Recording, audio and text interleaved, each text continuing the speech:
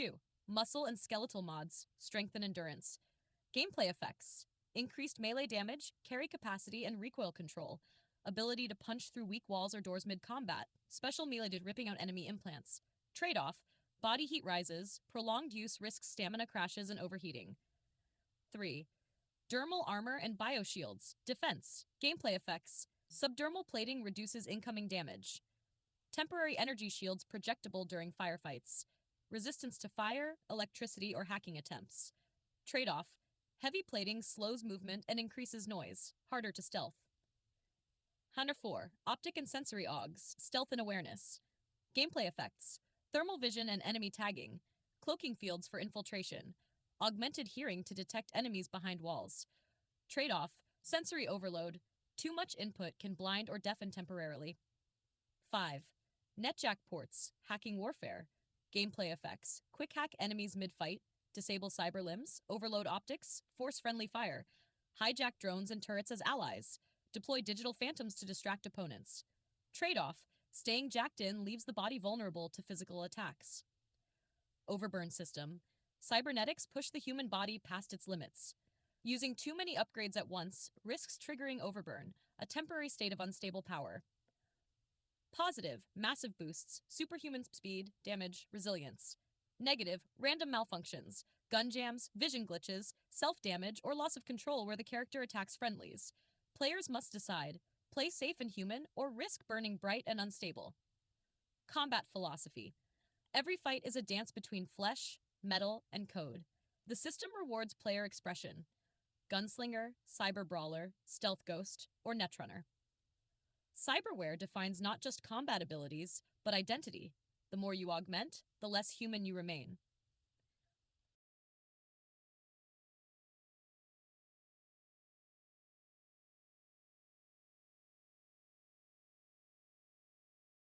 Perfect!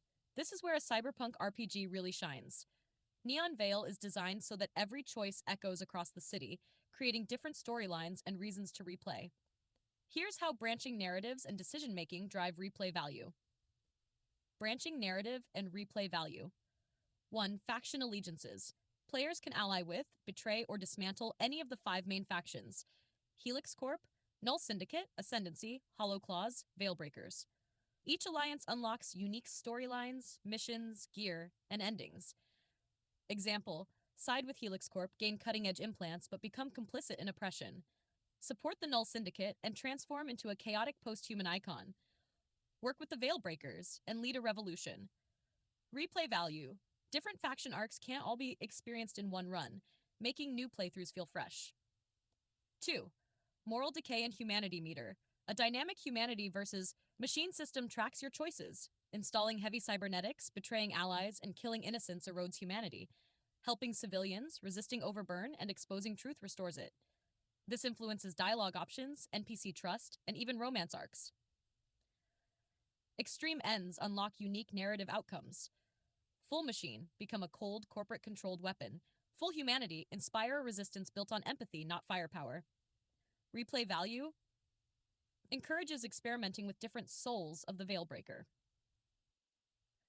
3. Player-driven city evolution. Erevos Prime is alive and reactive. Freeing a district from Helix Corp might create a resistance safe zone, but leave it vulnerable to rival gangs. Ignoring the Ascendancy allows them to digitize whole populations in secret. Faction leaders remember betrayals. Old allies may ambush you later. Replay value. On repeat playthroughs, districts and factions evolve differently depending on your earlier priorities. 4. Multiple endings, web, not line. Endings branch based on faction alignment, moral decay, and city state. Examples: corporate ascension, become a Helix Corp enforcer, ruling through fear. Digital exodus, join the Ascendancy, uploading humanity into a digital heaven. Street empire, unite the Hollow Claws and take Erevos by force. Liberation ending, lead a successful Veilbreaker revolution, toppling the VeilNet. Ghost ending, reject all sides, fade into the net, a myth whispered in neon-lit alleys. Replay value, dozens of permutations. Players can shape who survives, who rules, and what humanity becomes. Number 5. Character arcs and personal dilemmas. The protagonist's family erasure mystery changes based on who you trust. Helix Corp says it was a necessary correction. The ascendancy claims it was fate. Your survival was by design. The Veilbreakers suggest it's a corporate cover-up hiding something bigger. Player choices determine whether this backstory resolves in revenge, revelation, or resignation. Replay value. Different runs reveal new layers of truth about the protagonist's past. Replayability philosophy. The world doesn't just react to player choices, it reshapes itself, creating unique outcomes. Each playthrough offers a new identity fantasy: corporate ghost, street legend, digital ascendant, or human revolutionary. No single run can reveal everything. The city demands multiple journeys to uncover all its secrets.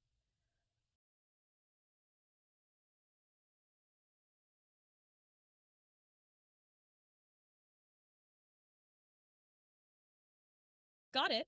Let's reframe Neon Veil as a survival-focused cyberpunk experience instead of a traditional RPG. The core shifts from faction politics and branching dialogue to resource management, survival pressure, and adaptation in a hostile city, while keeping the dystopian flavor. Game concept: Neon Veil. Survival protocol. Premise: the year is 2047. In Erevos Prime, survival is not guaranteed. The city's air is toxic, its water is poisoned, and the VeilNet manipulates citizens into docility. Food, clean tech, and safe shelter are scarce. You are a Veilbreaker, a ghost in the system whose family was erased by corporate purges. Hunted by drones, gangs, and starvation alike, you must scavenge, adapt, and endure, while deciding whether survival means saving your humanity or abandoning it for cybernetic efficiency. Attached by core survival gameplay, resource management, scavenge food, clean water, and oxygen filters, maintain cybernetic implants. Each upgrade consumes rare parts and power. Trade or steal in the black market economy. Shelter and territory. Safehouses can be hacked, fortified, and upgraded. Each safehouse protects against environmental hazards but draws attention from factions. Moving or abandoning bases may be necessary as threats escalate. Survival threats. Environmental. Acid rain, blackout zones, toxic smog storms. Human. Corporate patrols, street gangs, rogue scavengers. Cybernetic. Overburn from implants, hacking-induced psychosis. Day-night cycle. Daytime. Higher corporate surveillance, harder to move freely. Nighttime. Safer from drones, but gangs dominate the streets. Cybernetic upgrades and survival implants still exist but act as double-edged survival tools. Respiratory filters. Protect against toxic smog but require consumable cartridges. Augmented muscles. Allow you to carry more salvage but burn calories faster. Hunger drains quicker. Neural reflex chip. Slows time in combat but risks seizures if overused. Optic sensors. Night vision for scavenging but drain precious battery packs. NetJack port lets you hack vending machines, drones, and sealed doors, but exposure risks brain burn or corporate trace alerts.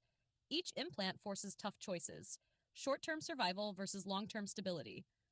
Survival loop 1. Scavenge. Explore abandoned districts, corporate dumpsters, or hazardous ruins. 2. Decide. Use resources for personal survival, food, meds, energy, or invest in long-term upgrades. 3. Evade confront. Stealth past drones, fight scavenger gangs, or risk hacking corp systems for supplies. 4. Return. Fortify your safe house, heal, and prepare for the next day. Faction pressure.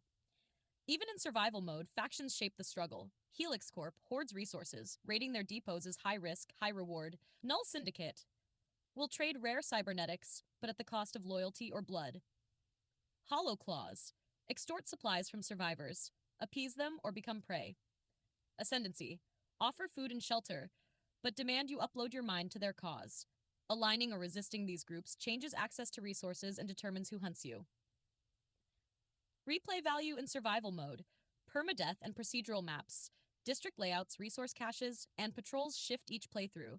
Implant pathways. Different survival strategies emerge depending on chosen cyberware. Faction choices. Each run forces tough calls. Sell out to survive or risk everything to resist. Multiple end states. Escape Erevos, seize control of the VeilNet, become post-human, or die forgotten in the alleys. Tone and style. Every scavenging trip feels like a descent into danger, with oppressive neon haze and constant scarcity. Synthwave soundtrack shifts dynamically between pulse-pounding tension during hunts and ambient despair during scavenging. Narrative tone emphasizes survival ethics. How far will you go, and what humanity are you willing to lose?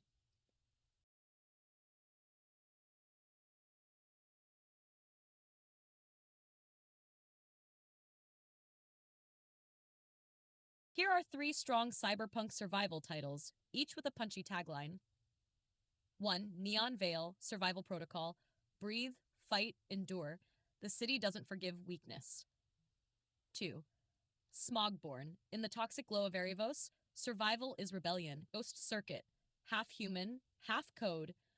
Only the desperate endure.